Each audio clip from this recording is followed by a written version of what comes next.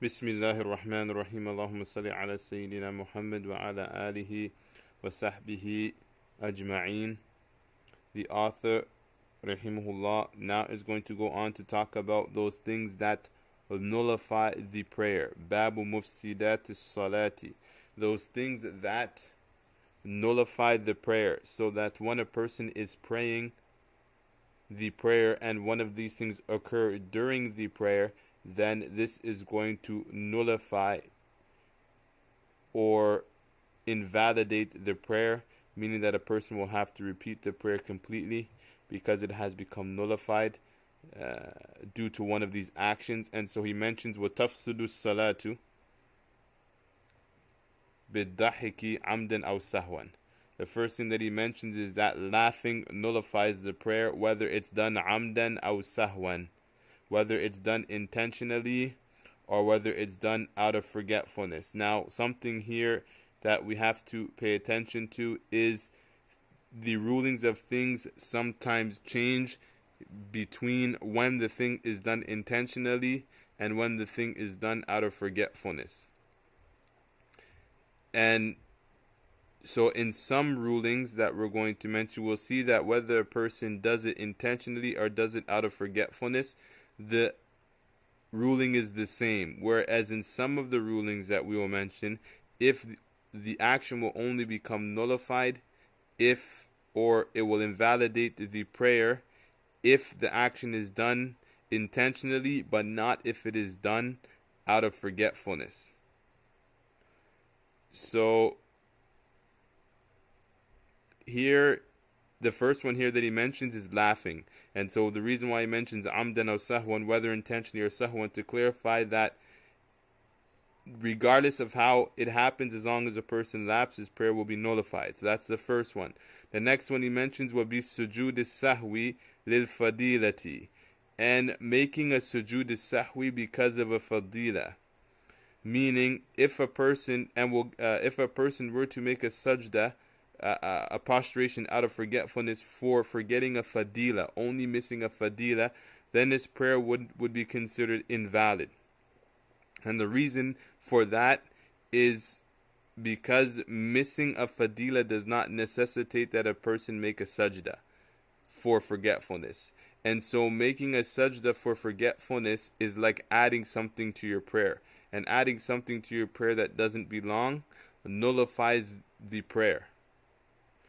Now, this will be clarified more in the next section when we cover sajda sahu, so hold on to the thought and the idea. Another thing that I want to bring to light is that we just mentioned that doing something intentionally and doing something out of forgetfulness are, in some cases, if they are done regardless of whether it's done intentionally or out of forgetfulness, the hukum is the same. And sometimes when it is only done out of forgetfulness, then the hukum is not the same. So we have two issues: we have doing an act intentionally, and we have doing an act out of forgetfulness. There is a third one that's not mentioned, but it's in this text, but it's intended. And that is doing something out of ignorance. Doing something out of ignorance, we say there's a general rule that doing something out of ignorance is like doing something intentionally. What does that mean? It means that because this knowledge is fard ayn, meaning because this knowledge is obligatory to know for every responsible Muslim, then doing an action out of ignorance is like doing it intentionally, because doing it out of ignorance when is as if a person did it intentionally, because although that person was obligated to learn and to know these things, they gave up learning it, or they did not take the time to learn it, and so their ignorance is like doing it intentionally. So when he says bi sujud sahwi lil fadilati, making a sajda for the sake of a fadila is doing something out of ignorance, because a person assumed, oh, I missed the fadila, then maybe it's like a fard, and so I have to make sajda before salam. So in reality, make a note here that when he says making sajda for the sake of a fadila, it's as if it means that he's doing it out of ignorance, and ignorance is like doing it intentionally, and so it nullifies the prayer. All right. So that's what he says, will be sujood sahwi lil fadilati. So we should make a point here that if a person were to do it out of forgetfulness, meaning that a person just did it out of forgetfulness, but he knew the ruling, it wouldn't nullify the prayer. But we'll get more into detail in the next section when we talk about making sujood, the prostration of forgetfulness. Then he moves into the next one, وَبِالتَّعَمُّدِ زِيَادَةِ رَكْعَةٍ أَوْ سَجْدَةٍ أَوْ نَحْوِ ذَلِكَ فِي الصَّلَاةِ. Or intending, the next thing that nullifies the prayer is intentionally increasing a rak'ah, or a sajda, or anything like that in prayer. In short, what he's saying is the intentionally increasing an obligatory act. That's what he means, because he mentions rak'ah and he mentions sajda or anything like that. Both of the things that he mentioned are obligatory acts. In short, what he means is increasing an obligatory act in prayer intentionally nullifies the prayer. And the reason, pay attention, the reason why he uses the word intentionally, because if he was to do it out of forgetfulness, then it wouldn't nullify the prayer. And as I mentioned before, more detail will be given in the next section. Then he says, وَبِالْأَكْلِ وَالشُّرْبِ وَبِالْكَلَامِ عَمْدًا. And eating and drinking, meaning eating or drinking or kalam or speaking in prayer intentionally, nullifies the prayer. The reason why I mentions nullify the prayer, because if a person were to do it out of forgetfulness, then his prayer wouldn't be considered invalid, unless in terms of eating and drinking and speaking, he did it a lot. So for example, if a person out of forgetfulness did one of these actions for a small second or a split second, then it would be overlooked. But if you were to do it for a long period of time, then his prayer would be nullified. But if he did it intentionally, then regardless of whether it's little or a lot, then his prayer would be nullified. But he says إِلَّا لِإِصْلَاحِ الصَّلَاةِ. Now in terms of speaking intentionally, as we mentioned, will nullify prayer, except in the case when a person is doing it in order إِلَّا لِإِصْلَاحِ الصَّلَاةِ, in order to correct something in prayer. For example, when the imam makes a mistake and everybody says subhanallah, saying subhanallah is for the sake of correcting the prayer. So for this reason, although he's speaking intentionally, it doesn't nullify his prayer, because here he has a permission for the Sharia, a permission from the Sharia in order to speak during his prayer. Secondly, another example would be, let's say the imam, after finishing his prayer, he said assalamu alaikum, and the followers before him knew that he missed something of his prayer, and so they continued adding a rak'ah, or they waited for the imam to see if he forgot something. If he remembered that he forgot something. So the imam turned around to them and said, did I forget a rak'ah, for example? It would be permissible for a person to say, yes, you did. But he cannot speak any more than what he needs in order for the imam to understand him. For example, if the imam said, yes, I did. If the imam was to ask, did I miss something? And the person said, yes, I did. Yes, you did. Then it is not if that person were to speak any more than that, then his prayer would be invalid. So the permission of speaking for the sake of correcting his prayer is only enough that is needed in order for the imam to understand. And that's why he mentions right after, فَطَبْتُلُوا بِكَثِيرِهِ دُونَ يَسِيرِهِ. But the prayer will become nullified, or will be considered, and will be nullified if بِكَثِيرِهِ, with a lot of speech, لِإِصْلَاحِ الصَّلَاةِ. So if a person was correcting the imam, as I mentioned, if he spoke a lot, then it would nullify his prayer. But if he only spoke little, then it wouldn't nullify his prayer. Then the next one is بِالنَّفْخِ amdan, blowing out of the mouth amdan. So for example, if a person were to blow, like what a person does when they're hot. For example, you're in the prayer and you go, and the imam was reciting along and you said, for example, you breathed out like that. According to the ulama, they would say if that was done intentionally, then it would nullify the prayer, because it's like speech. So there's a qiyas here, there's an analogy being made here, that it's, if a person is doing it intentionally, then it's like speech. And the reason why I mentions intentionally, because if it was done out of forgetfulness, then it wouldn't nullify the prayer. Then he says wabil hadath. Wabil hadath means by nullifying one's wudu.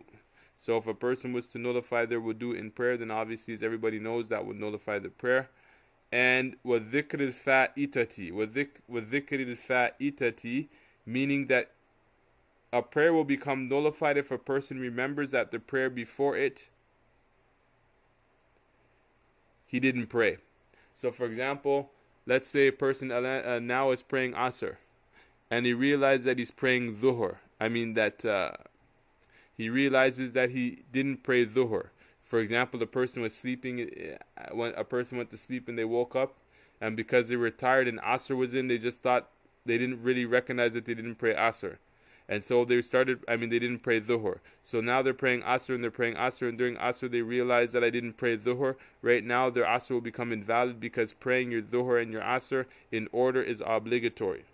So that's what he means by بِذِكْرِ الْفَائِتَةِ وَبِالْقَيْءِ إِن تَعَمَّدَهُ.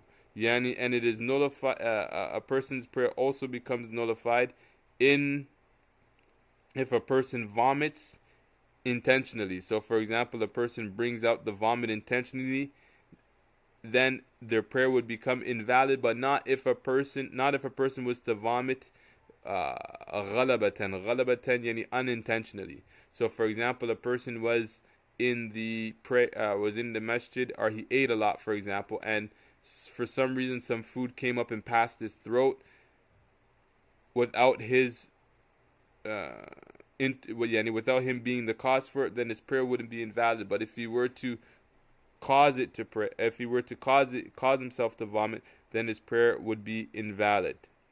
Then he mentions وَبِزِيَادَةِ أَرْبَعِ رَكَعَاتٍ سَهْوًا فِي الرُّبَاعِيَّةِ وَالثُّلَاثِيَّةِ.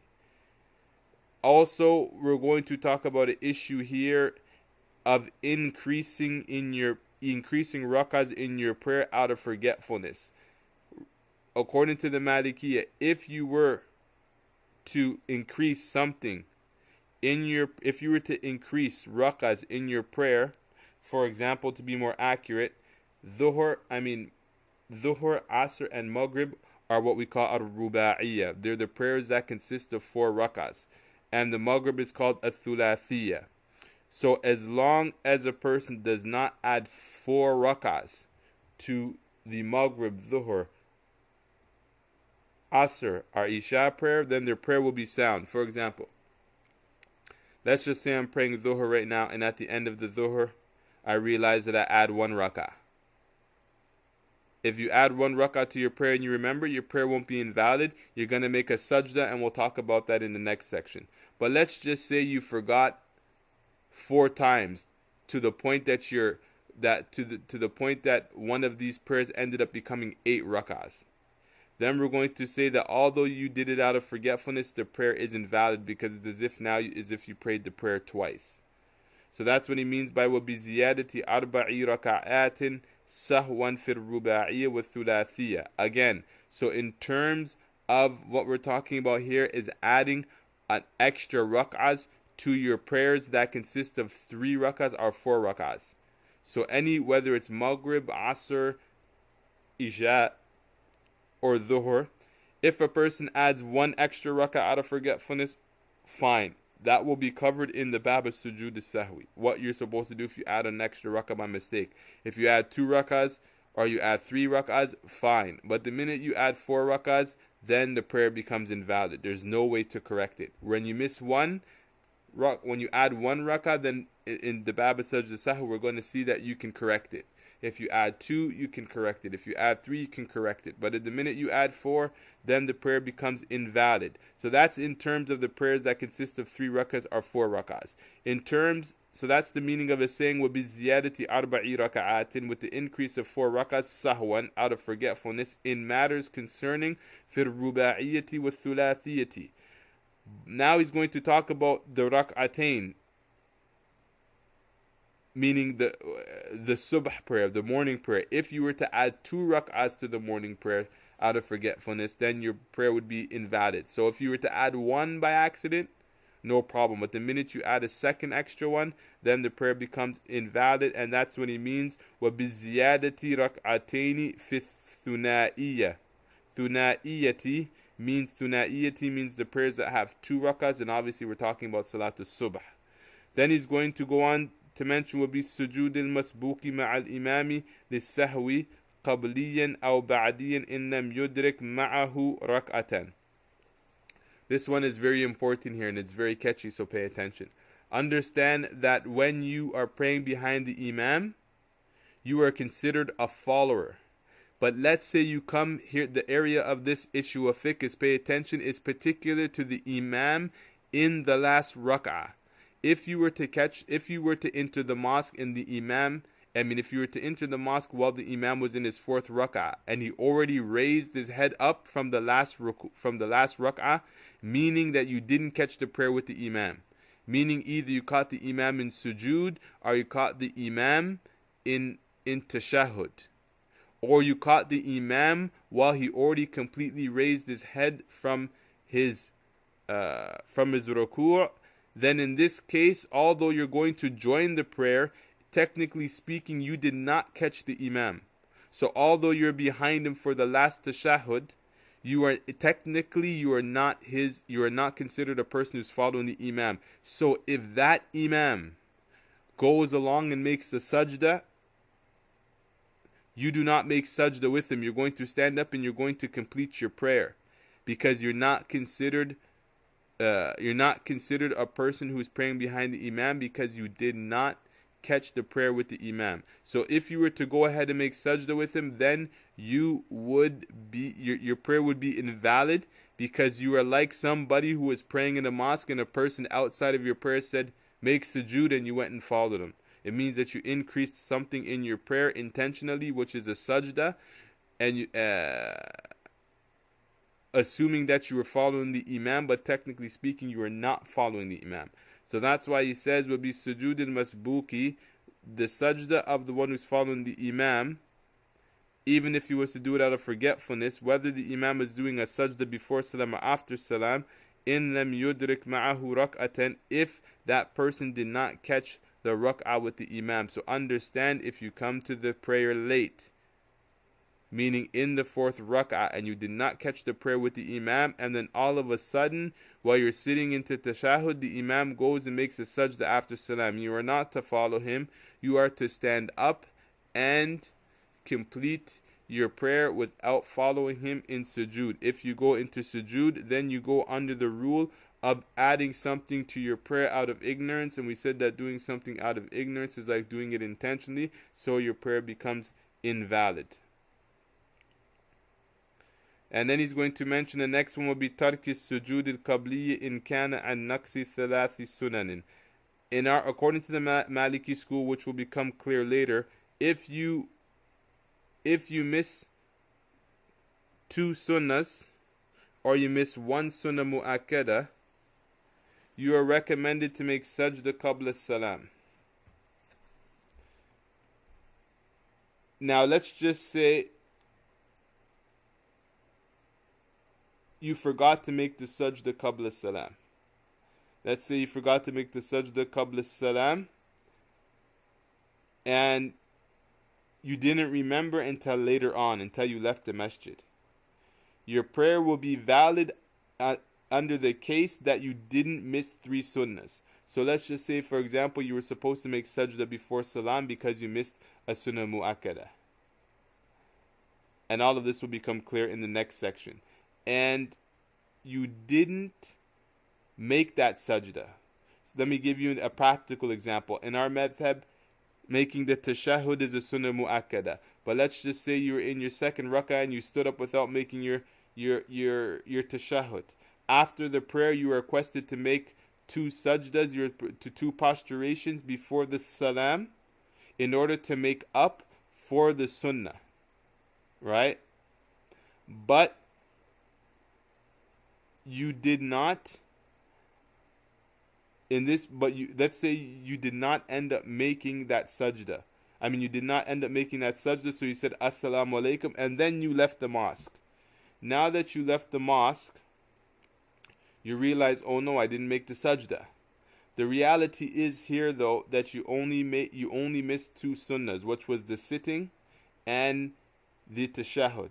So because you only missed two sunnahs, then your prayer would still be valid, although you didn't forget to although you forgot to make the sajda, but if it happened to be 3 sunnahs that you missed, then your prayer would be considered invalid. So that's what he means by وَبِتَرْكِ السُّجُودِ الْقَبْلِيَّةِ, by not performing the sajda qabliyah, if in kana an naqsi thalathi sunanan, if that sajda qabliyah that you're making was because you ended up missing 3 sunnahs in the prayer, then in this case your prayer would be invalid. Inshallah, for those who don't understand this mas'ala, inshallah it will be clear, because this issue is covered in the section of sujood sahwi, and that is the end of on the section of those things that nullify the prayer. Allahumma salli ala Sayyidina Muhammad wa ala alihi wa sahbihi ajma'een.